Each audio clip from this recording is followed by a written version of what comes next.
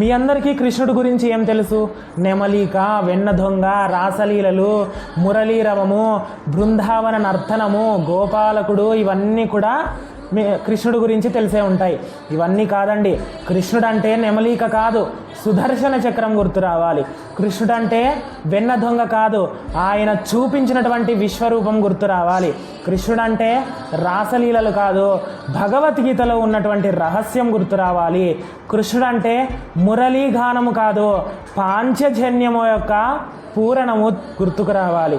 కృష్ణుడు అంటే బృందావన నర్తనం కాదు, కాళీయ మర్దనము అని గుర్తు రావాలి. కృష్ణుడు అంటే గోపాలుడు కాదు, గో సంరక్షణ, గోవంటే ధర్మము, ధర్మో రక్షతే రక్షిత అని చెప్పారు. ధర్మ రక్షణమే కృష్ణతత్వము. మీరందరూ కూడా వెన్న దొంగ, ఆయన రాసలీలలు, 16,108 మంది గోపికలు ఉన్నారు ఆయనకు, మేము ఆయన్ని చూసి ఎలా అడుగుజాడల్లో నడచాలి అనుకుంటా ఉంటారు. అది తప్పండి.